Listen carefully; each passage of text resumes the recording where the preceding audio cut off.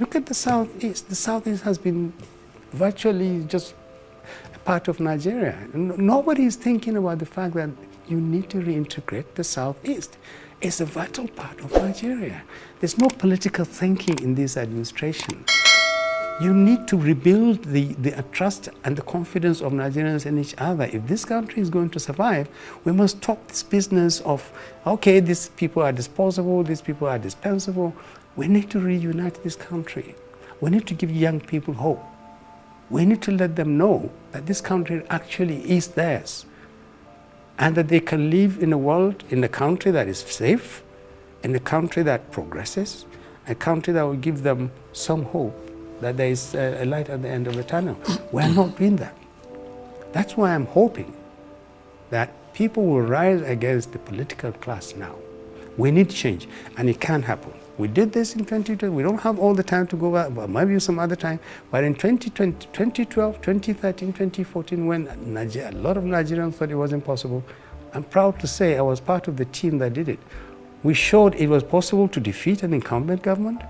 We showed it was possible to actually remove a government that was incompetent, that allowed Boko Haram to mess us up, that had allowed corruption to run away with everything. And we put Buhari, we thought Buhari was going to be the Messiah. We were wrong. But at least it was done. We can't change this country, and we need to take that lesson. Okay. That's the former special advisor to Bola Ahmed Tinubu on political matters. I said former because he has resigned. His name is Hakim Baba Ahmed, the elder brother to Dati Baba Ahmed, the Labour Party vice presidential candidate in the 2023 presidential election. Before his appointment as special advisor to Bola Ahmed Tinubu on political matters, he was a spokesperson of the Northern Elders Forum.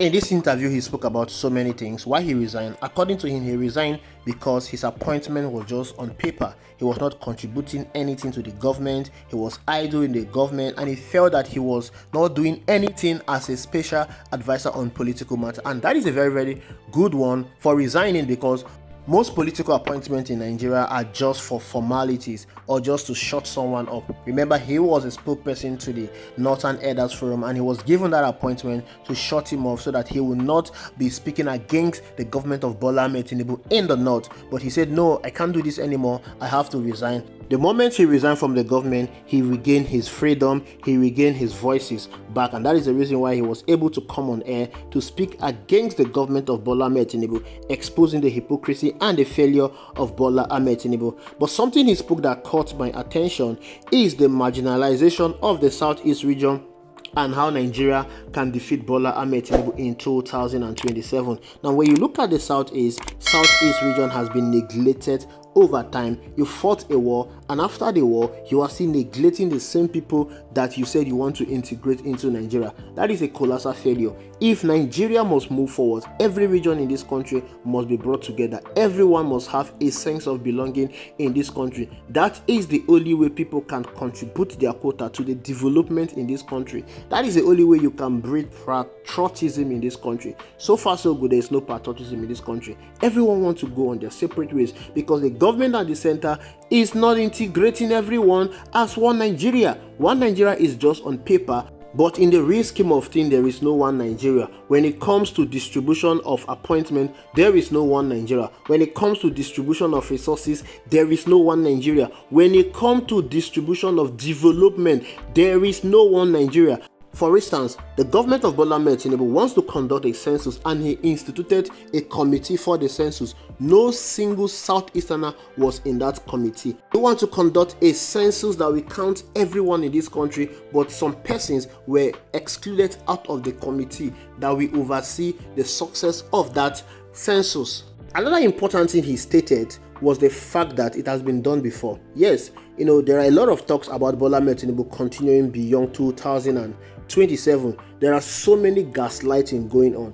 A lot of persons feels that Bola Ahmed Tinubu is unbeatable, and the handlers of Bola Ahmed Tinubu, they are trying to work on the mind of the people. They are even paying influencers to come on social media and tell you that Bola Ahmed Tinubu cannot be defeated in 2027. Bola Ahmed Tinubu is unbeatable. They will not tell you the reason why he's unbeatable. They won't even tell you his achievement that make him unbeatable. All they are telling you is that he's unbeatable. They are trying to work on the mind of the people so that the people can be scared not to come out to vote or not to vote any other person. They want to side the mind of the people to vote for Bola Ahmed Tinubu. But Hakim Baba Ahmed is telling every Nigerian that in 2015, most Nigerians came out to vote against Goodluck Ebele Jonathan because of their passive corruption against Goodluck Ebele Jonathan, because of the insecurity in Goodluck Ebele Jonathan regime, because they felt that Nigeria was not going in the right direction, of which I know that all of that was a propaganda. Nigeria was going in the right direction. Nigeria was rated the third fastest growing economy in the world when Goodluck Ebele Jonathan was the president.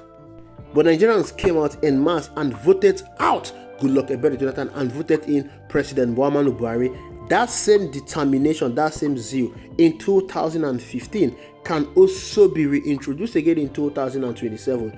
Bola Ahmed Tinubu will be a one-term president. It is not the governors of the state that will determine if Bola Ahmed Tinubu will continue beyond 2027. It is not the president handlers, it is not the politicians. The people of Nigeria will determine if Bola Ahmed Tinubu will continue beyond 2027. And they will determine based on his antecedents. In the past 4 years, what has Bola Ahmed Tinubu done since he was in office in the past 4 years? Has he been able to affect the life of the people? Has he been able to reduce inflation? Has he been able to improve the quality of life and the purchasing power of the people? Bola Ahmed Tinubu has not done any of this so far. So why should he continue beyond 2027? I am sure that Nigerians are willing and they are gearing towards voting out Bola Ahmed Tinubu. No amount of gaslighting will save Bola Ahmed Tinubu. Thank you for watching. Let me leave you with the remaining parts of the interview. Suggestion you made earlier, which was that you think the president should not run again in 2027. Is that a view that is held fairly widely amongst the circles that you move around in? No. I think the reason why people don't even dare think that is because they think there's nothing that is going to stop President Tinubu from running. It doesn't matter what the merit of this alternative is. People see, even if he doesn't want to run, some people will make him run for their own sake. But what about the North? I mean, of whom you were spokesman of a considerable chunk for a while. I mean, does the North, you said they would reveal their position on the 2027 presidency in the next few months. I mean, how is that progressing? I think it's progressing well. I happen to know that there's a huge amount of interest in what happens in 2027. There are a huge amount of expectation that something must change. There is interest in getting maybe perhaps new thinking, new strategies, and there is a lot of determination not to repeat the same mistakes. People's consciousness is rising, perhaps a combination of the suffering between poverty and insecurity, and the idea that people think the North just exists as voters, not as citizens entitled to all the good things that happens to everybody. It's the North. Don't worry about it. When it comes to elections, we know what to do with them. People are quite angry, very, very angry. So there are two things. President Tinubu can choose to run or not to run. And in my letter, I said, if you run, you can win. You can win. But I don't see any value. What you will do is you are going to continue to preserve failure and disaster. If you fail and you lose, your successor is going to wipe out everything you did in the last 4 years within the first 1 month. That is the level of bitterness that exists between this small cycle of politicians. They hate each other. They are together only because they all have to gang up together. They don't want to be accountable for what they did while they were in power. The only way they can remain safe and in their homes is if they are in or near power. They hate each other, but they are forced to stay together. So it's virtually about 2,000-3,000 people against every Nigerian. And they are playing the ethnic card. They are telling all Nigerians it's North and South. There's no such thing as North and South anymore. The problems of the Northerner is the problem of the person in the South. And there's no part of the country known that can actually say we can get a presidency now that is ours. Even the Southwest, in spite of what appears to be a favorable disposition towards it. The Southwest cannot claim Tinubu. So nobody can speak monolithically about the North. No, nobody should speak monolithically about anybody. There are just two classes of Nigerians. The politicians who think they can continue to fool And Nigerians, the rest of us. and the rest of us.